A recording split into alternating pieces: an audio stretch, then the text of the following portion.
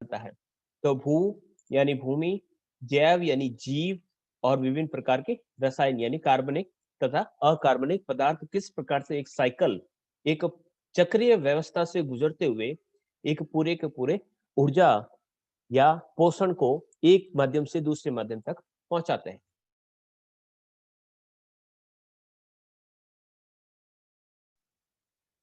कल तक हमने भूजैव रासायनिक चक्र किसे कहते हैं, ये समझ लिया था कि किस प्रकार से भूजैव रासायनिक चक्र वर्क करता है, भूजैव रासायनिक चक्र का महत्व क्या है, भूजैव रासायनिक चक्र कितने प्रकार के होते हैं। तो दो प्रकार के होते हैं, एक गैसियस और एक होता है सेडिमेंट्री। तो उसके अंतर्गत हम बेसिकली इन साइकिल्स को देखेंगे, किस प्रकार से हाइड्रोसाइकिल चलता है, किस प्रकार से कार्बन चक्र चलता है, किस प्रकार से ऑक्सीजन चक्र चलता है और किस प्रकार से हमारा नाइट्रोजन चक्र चलता है। इस चक्र को हम इस प्रकार से समझ सकते हैं, जो बिल्कुल नए आए हैं उनके लिए मैं बता देता हूं। हम इसको इस प्रकार से पढ़ेंगे कि जिस प्रकार से मैंने एक सर्कल बना दिया, तो सर्कल के माध्यम से जैसे कि मैंने लिया ऑक्सीजन। अब ऑक्सीजन हमें कहाँ से मिलती है, तो हम कहेंगे कि जो प्लांट्स है या जो ट्री है हमें ऑक्सीजन देता है, ठीक है। अब ऑक्सीजन हमें प्लांट्स देते हैं, प्लांट से कौन ग्रहण करता है, ह्यूमन करता है, ह्यूमन या फिर कह सकते हैं कि अर्थ जो होती है वह इसे प्राप्त करता है, ह्यूमन से वापस ये एक चक्रीय व्यवस्था से गुजरते हुए वापस प्लांट तक कैसे पहुंचती है, यानी ट्री ने मनुष्य को दिया, मनुष्य ने वापस आगे पहुंचाया, आगे से आगे पहुंचते हुए वापस वो ट्री तक वापस पहुंच जाएंगे। तो ये इस प्रकार का एक साइकिल हो गया। इसी प्रकार से अगर हम कार्बन की बात करें या फिर हम पोषण की बात करें, तो पोषण जो है किस प्रकार से पहुंचता है, तो ट्री के पास यानी जो पोषण है वो कहां से आया, वो पोषण उसने प्राप्त किया सॉइल से। तो सॉइल से यानी मिट्टी से उसने पोषण प्राप्त किया, ट्री के पास पहुंचा, ट्री से ये पोषण है अलग अलग माध्यमों से होते हुए गुजरा। किस प्रकार से कि ट्री से जो पोषण प्राप्त हुआ, तो उपभोक्ता ट्री क्या हो गया, हमारा प्रोड्यूसर हो गया। अब इस प्रोड्यूसर से जो कंज्यूमर फर्स्ट है, जिसे हम कहते हैं शाकाहारी, तो शाकाहारियों ने इस पौधे को ग्रहण किया, शाकाहारियों ने ग्रहण किया, शाकाहारियों ने जो पोषण ग्रहण किया है वह पहुंचा मांसाहारियों के पास, ठीक है। और मांसाहारियों से ये पोषण पहुंचा जो सर्वाहारी है, जो हर प्रकार का भोजन करता है, यानी भोजन तक या फिर कह सकते हैं ह्यूमन तक पहुंचा। तो शाकाहारियों को भी भोजन बना सकता है और मांसाहारियों को भी बना सकता है। अब ये जो पोषण है कहाँ पर पहुंचा, जो अपघटक के पास। जब मनुष्य या सर्वाहारी बिल्ली मर गई या पेड़ मर गया, सड़ गया, गल गया, तो विभिन्न प्रकार के जो अपघटक होते हैं, अपघटक या जिसे कहा जाता है डीकम्पोजर, ठीक है। तो डीकम्पोजर्स जो हैं उनके पास ये कीड़े सूक्ष्म जो जीव होते हैं उनके पास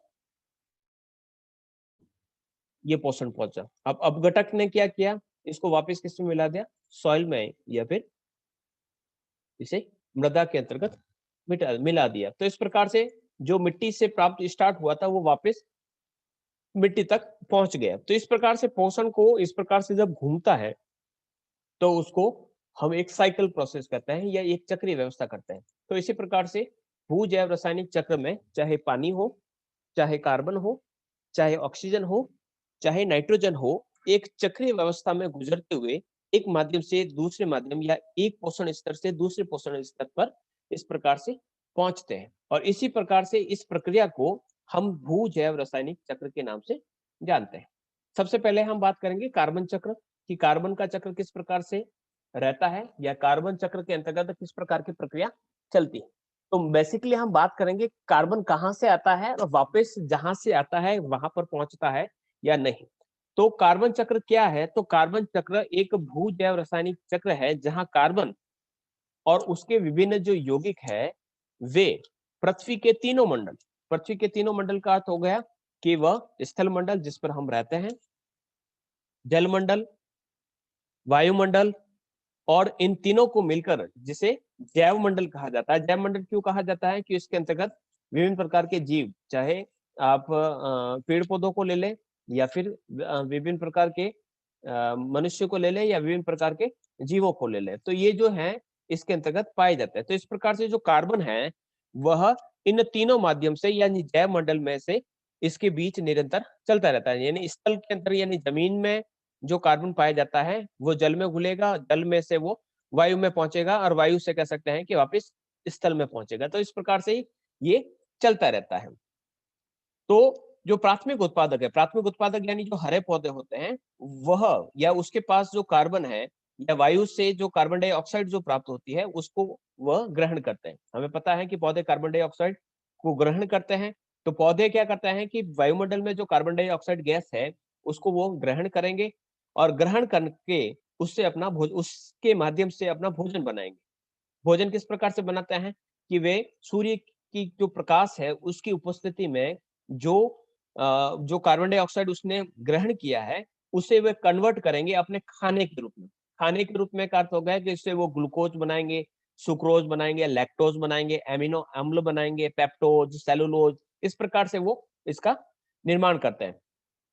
तो वायुमंडल में जितनी भी जो कार्बन डाइऑक्साइड जो मुक्त होती है, जो चाहे किसी भी माध्यम से निकलती हो, तो जो सजीवों के शरीर में उपस्थित समस्त कार्बन का जो स्रोत होता है वह अकार्बनिक या फिर कह सकते हैं इनऑर्गेनिक कार्बन का मुख्य ग्रहणकर्ता होता है। अब क्या होता है कि ये जल के अंदर घुलकर या प्रकाश संश्लेषण की प्रक्रिया के माध्यम से पौधों के द्वारा ग्रहण की जाती है और पौधों के द्वारा ये वापस किस में पहुंच जाती है, जीवों में पहुंचती है। जैसे कि पौधे हैं, पौधे ने कार्बन डाइऑक्साइड को ग्रहण किया तो कार्बन पौधों के अंदर पहुंच गया। अब पौधों ने इसको अलग अलग प्रकार से इससे इसका ग्लूकोज बनाया। अब ग्लूकोज जो है इसको खाकर यानी पौधा जो है उस पौधों के द्वारा किसी शाकाहारी के द्वारा इसको भोजन के रूप में ग्रहण किया। तो ग्रहण करने के बाद ये शाकाहारी में पहुंच गया जिसको हर्ब वायरोस कहा जाता है, यानी हर्बी वायरोस के नाम से या जिसे शाकाहारी कहा जाता है। तो शाकाहारी के अंदर ये पहुंच गया और फिर उसके बाद जब शाकाहारी इसे खाते हैं तो ये जो कार्बनिक पदार्थ होते हैं ये मल मूत्र के द्वारा वापस त्याग दिए जाते हैं।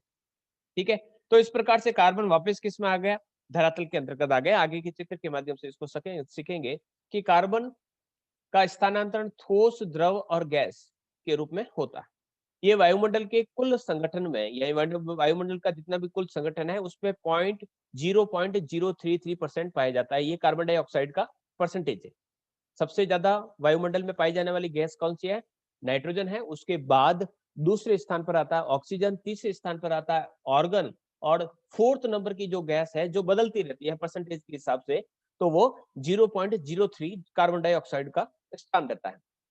तो यही कार्बन जो वायुमंडल में पाया जाता है। अब ये जो कार्बन वायुमंडल में पाया जाता है इसके अलावा जो जैविक पदार्थ जो होते हैं, जैविक पदार्थों का अर्थ हो गया इसके अंदर छोटे छोटे से जीव, विभिन्न प्रकार के पौधे और मनुष्य खुद जो है उसका लगभग 50% जो भाग होता है वो कार्बन का बना रहता है। यानी कार्बन से ही इसका निर्माण होता है या कार्बन से बने हुए विभिन्न प्रकार के जो सुक्रोज, ग्लूकोज, लैक्टोज, अमीनो अम्ल सबका निर्माण जो होता है कार्बन के अभाव में नहीं हो पाता। तो कार्बन जो होता है वह दो रूपों में पाया जाता है। एक तो हरे पौधे द्वारा प्रकाश संश्लेषण के समय गैसीय कार्बन का उपयोग कर कार्बोहाइड्रेट का निर्माण करती है। पौधे क्या करते हैं, दो सूर्य के प्रकाश की उपस्थिति में वो क्या बनाते हैं, कार्बोहाइड्रेट्स बनाते हैं। तो कार्बोहाइड्रेट्स बनाने में वो कार्बन डाइऑक्साइड का गैस का प्रयोग करते हैं। ठीक है, और श्वसन क्रिया में इसे त्यागा जाता है। श्वसन क्रिया में त्यागा जाता है यानी हम जब कह सकते हैं कि श्वसन क्रिया में ऑक्सीजन ग्रहण करते हैं और कार्बन डाइऑक्साइड को रिलीज करते हैं। तो जो रिलीज हुई जो कार्बन डाइऑक्साइड है उसे पुनः प्रकाश संश्लेषण की क्रिया में पौधे इसका प्रयोग कर लेते हैं। तो इस प्रकार से आदान प्रदान चलता रहता है। कार्बोहाइड्रेट जिसमें कार्बन पाए जाते हैं उसका निर्माण पौधों के द्वारा किया जाता है। जीवों के द्वारा श्वसन क्रिया में कार्बोहाइड्रेट्स का ऑक्सीकरण होता है। कार्बोहाइड्रेट्स का ऑक्सीकरण होता है जिससे कार्बन डाइऑक्साइड गैस वापस मुक्त हो जाती है। यानी जैसे हम ऑक्सीजन गैस को ग्रहण करेंगे तो हम जो कार्बन डाइऑक्साइड गैस है उसको वापस रिलीज करते हैं। पौधे वापस इसे ग्रहण करते हैं क्योंकि पौधों के लिए सर्वप्रिय गैस के रूप में कार्बन डाइऑक्साइड गैस है, ग्रहण करते हैं और पौधे वापस इसको पौधों को देते हैं। इसी प्रकार से पौधा हो चाहे जीव हो, उसके मरने पर अपघटक यानी जो डिकम्पोजर होते हैं, जो छोटे छोटे से सूक्ष्म जीव होते हैं जो इसको सड़ाते हैं, गलाते हैं, वे इनका अपघटन करते हैं और अपघटन करने के बाद वायुमंडल में कार्बन डाइऑक्साइड वापस मुक्त हो जाती है। तो श्वसन क्रिया हो चाहे अपघटक के माध्यम से हो, दोनों ही तरीके से कार्बन डाइऑक्साइड गैस मुक्त होती है। इसके अलावा कार्बन की कुछ मात्रा होती है तो धरातल की जितनी भी जो सेडिमेंट्री रॉक्स होती है या कोयला जो होता है उसमें संचित हो जाती है। जब चट्टानों का अवाच्छादन होता है यानी अनाच्छादन होता है, अनाच्छादन का अर्थ इस प्रकार से डेनुडेशन की प्रोसेस होती है जिसमें अपर्दन और अपक्षय होता है। तो ये जो कार्बन डाइऑक्साइड गैस होती है वो जीवों और वायुमंडल दोनों को प्राप्त होती है। यानी अपर्दन और अपक्षय की प्रक्रिया से भी कार्बन डाइऑक्साइड गैस जो है वो वायुमंडल में रिलीज होती है। इसके अलावा मनुष्य जब खाना बनाने के लिए या जलाने जलाने के समय जब ईंधन का प्रयोग करता है, उद्योग के रूप में जब कोयले का प्रयोग करते हैं, कृषि के समय विभिन्न प्रकार के जो ईंधनों को जलाते हैं, कोयले पेट्रोल को जलाते हैं, औद्योगिकरण की जो प्रक्रिया होती है, उन सभी क्रियाओं के माध्यम से कार्बन डाइऑक्साइड रिलीज होती है और वह वायुमंडल में मिलती रहती है। तो कार्बन डाइऑक्साइड गैस का माध्यम यानी कहाँ से आएगी? तो उसके लिए कई सोर्सेस है। मनुष्य श्वसन क्रिया के माध्यम से भी छोड़ता है, वो लकड़ी जलाकर भी छोड़ता है, वो वाहनों को चलाकर उससे जो धुआं निकलता है उससे भी छोड़ता है। औद्योगिक जो कारखाने हैं उससे भी कार्बन डाइऑक्साइड गैस निकलती रहती है। अब ये कार्बन डाइऑक्साइड के क्या नुकसान है ये तो आप सभी जानते हैं। तो हम कह सकते हैं कि कार्बन डाइऑक्साइड जो गैस है, उसके सोर्सेज जो हैं वो काफ़ी अधिक हैं। अब ये सोर्सेज के माध्यम से हमारे पास पहुँचती किस प्रकार से हैं, तो इस चित्र के माध्यम से हम देखते हैं, ठीक है? कहीं से स्टार्ट कर लेते हैं, जैसे कि हमने फैक्ट्री से स्टार्ट किया कि फैक्ट्री से जो इमिशंस होता है, जो धुआँ निकलता है, वो धुआँ किस रूप में प्राप्त होता है? हमें कार्बन डाइऑक्साइड गैस के रूप में प्राप्त होता है।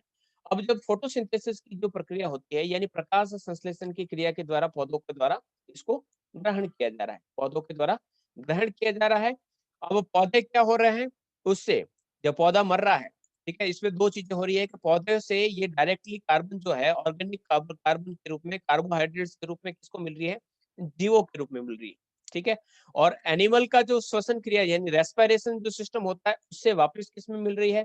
वो वायुमंडल में मिल रही है।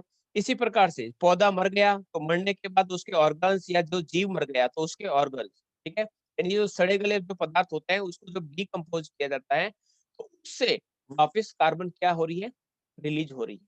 इसी प्रकार से विभिन्न प्रकार के कोयला हो या विभिन्न प्रकार के जो फॉसिल फ्यूल्स यानी जो जीवाश्म तेल है या जीवाश्म ईंधन है, उसके माध्यम से या कार्बन मिनरल कार्बन के रूप में यानी कोयले के रूप में ये प्राप्त होता रहता है। तो कहने का अर्थ है कि कार्बन चाहे हम यहाँ से शुरू करें कि CO2 यहाँ से वायुमंडल से प्राप्त होती है, किसने प्राप्त किया? प्रकाश संश्लेषण की प्रक्रिया से पौधों ने प्राप्त किया। पौधों से जो कार्बन निकला, उस कार्बन से पौधों ने कार्बोहाइड्रेट या ग्लूकोज का निर्माण किया। उस ग्लूकोज को किसने ग्रहण कर लिया?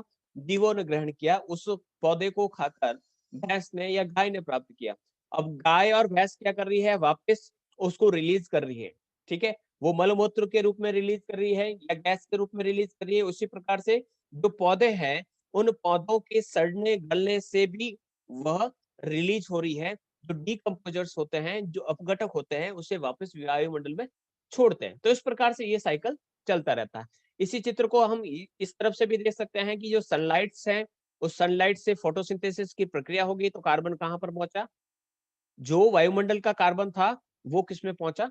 पौधे में। अब पौधे पौधे को किसने खाया? बिल्ली ने किया खाया और बिल्ली ने जब रेस्पिरेशन का जो सिस्टम है, उससे वापस कार्बन को ऊपर की तरफ यानी वायुमंडल में छोड़ दिया। इसी प्रकार से जो पौधा है, वो सड़ गया या गल गया, तो उसका जो डिकम्पोज़र हुआ या फिर विभिन्न प्रकार के छोटे-छोटे जो फुम्बी या जो कह सकते हैं कि जो आपके मशरूम्स अगर उग गए, या जो कवक होते हैं, वो decomposition of plants by animals, ठीक है? तो इनको वापस सड़ा-गला कर वापस किसमें मिला दिया? मिट्टी में मिला दिया।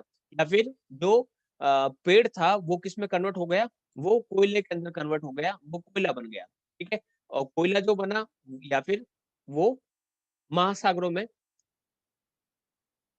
जमा दिया गया। वापस जो मिट्टी के अंदर जो कार्बन था वो वापस पेड़ों के माध्यम से पहुँचा, प्लांट रेस्पिरेशन सिस्टम से वापस ऊपर पहुँचा। यानी जो प्लांट्स है, वो उस कार्बन को न केवल जड़ों के माध्यम से पानी से प्राप्त करते हैं, उस कार्बन को मिट्टी से प्राप्त करते हैं, बल्कि सनलाइट की उपस्थिति में वो फोटोसिंथेसिस की प्रक्रिया के माध्यम से कार्बन का वो उपयोग करते हैं। तो इस प्रकार से कार्बन जो है जहाँ से आता है वहीं पर वापस लौटा दिया जाता है। ये सिस्टम चलता रहता है। अब सिस्टम कब बिगड़ता है, जैसे कि हम मान लीजिए कि कार्बन की मात्रा बढ़ गया, पेड़ कम है, ठीक है? और कार्बन, अब कार्बन साइकिल के अंतर्गत कहा कि वायुमंडल में CO2 की मात्रा बढ़ गई, लेकिन उसकी अपेक्षा में जो धरातल पर पाए जाने वाले जो वन हैं, जो पेड़-पौधे हैं, उनकी संख्या कम है।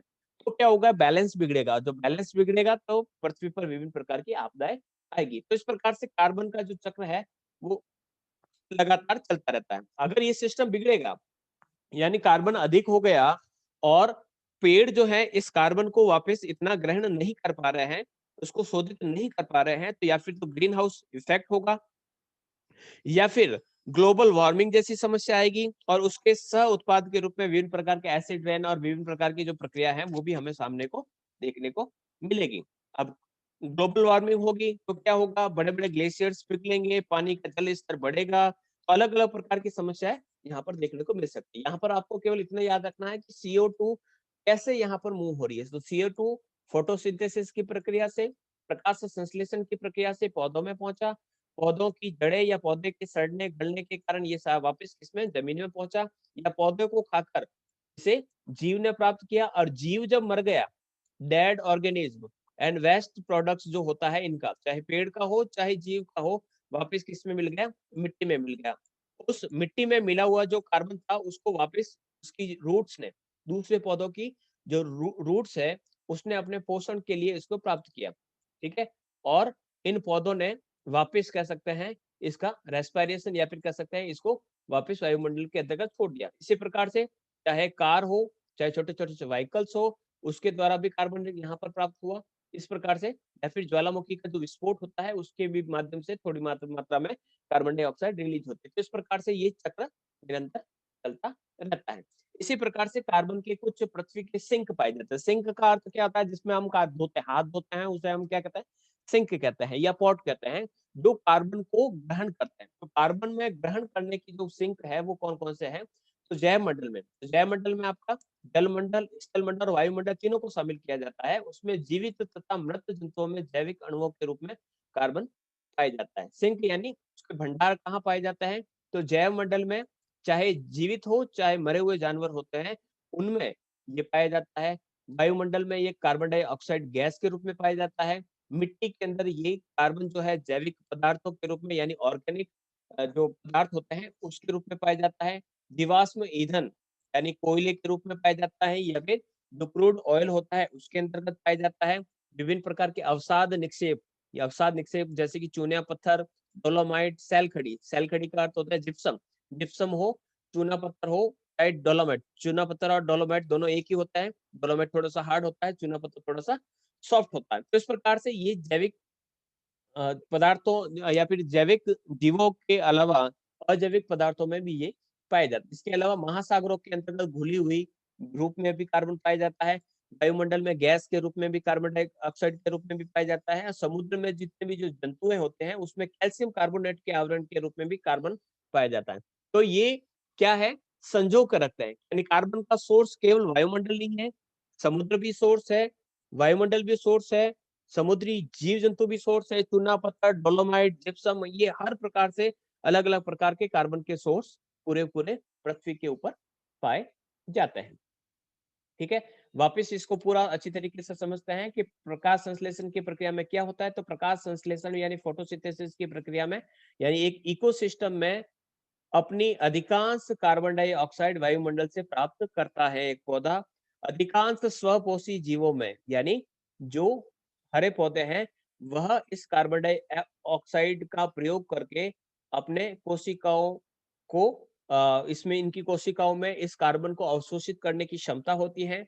सूर्य से जो इंसोलेशन प्राप्त होता है, जो ऊर्जा प्राप्त होती है, और जल का प्रयोग करके ये जो जीव होते हैं वो प्रकाश संश्लेषण की प्रक्रिया से जो कार्बन डाइऑक्साइड जो प्राप्त करते हैं उसको शर्करा यानी ग्लूकोज के अंतर्गत या सुक्रोज के अंतर्गत बदलते हैं।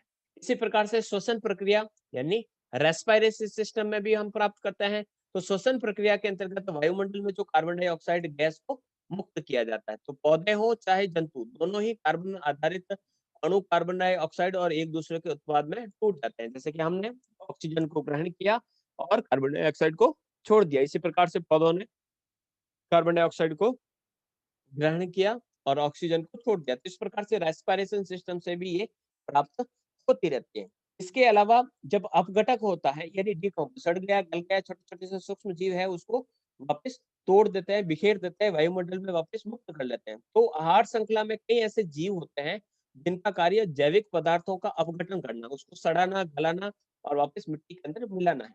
तो जो कुछ अपघटित पदार्थ होते हैं, वे कार्बन के रूप में मिट्टी के अंदर मिल जाते हैं और मिट्टी में जो कार्बन होता है वो वापस या फिर तो जल में घुल जाता है या कार्बन डाइऑक्साइड का हिस्सा बन जाता है, तो वापस वायुमंडल में पहुंच जाता है। तो इस प्रकार से वायुमंडल का जो कार्बन होता है वो इसमें शामिल होता है। इसके साथ ही शायद मिट्टी के अंदर पाया जाने वाला कार्बन होता है, वो भी इसके अंदर शामिल होता है। इसी प्रकार से विसरण की प्रक्रिया यानी डिफ्यूजन की प्रक्रिया से भी कार्बन डाइऑक्साइड जो गैस होती है, वो पानी के अंदर प्रवेश करती है, ठीक है? पानी में वो घुल जाती है, घुलने के बाद वो कार्बोनेट या बाइकार्बोनेट के अंतर्गत कन्वर्ट हो जाती है और जब महासागरों के पानी में जब घुसती है, तो कार्बनिक अम्ल या कार्बनिक एसिड का निर्माण करती है। तो इस प्रकार से कार्बन जो होता है, कई माध्यम से प्रवेश करता है। इसी प्रकार से कठोर चट्टानों में भी पाया जाता है जैसे कि कोरल जो प्रवाल द्वीप होते हैं वहां पर भी कार्बन का संचरण पाया जाता है। जब इनकी मात्रा बढ़ जाती है तो जीव मर जाते हैं और उनका जो मृत शरीर होता है वो महासागर जल में जो कार्बन की मात्रा है उसको बढ़ाता है। तो इस प्रकार से जो महासागर होते हैं वह कार्बन का सबसे बड़ा कोष कहलाता है। अगर कहा जाता है कि सबसे बड़ा कार्बन सिंक कौन सा है तो महासागर है। महासागरों के अंतर्गत सबसे ज्यादा कोयला कार्बन पाया जाता है। इसके अलावा कार्बन जैविक पदार्थों और अजैविक पदार्थों दोनों में पाया जाता है। अजैविक रूपों की अगर बात करें तो जीवाश्म ईंधन चाहे कोयला हो, चाहे प्राकृतिक गैस हो, चाहे डीजल हो। इसके अलावा तेल के कुएं, अवसादी निक्षेप, सेडिमेंट्री जो डिपॉजिट्स होते हैं, चूना पत्थर, इन सभी में।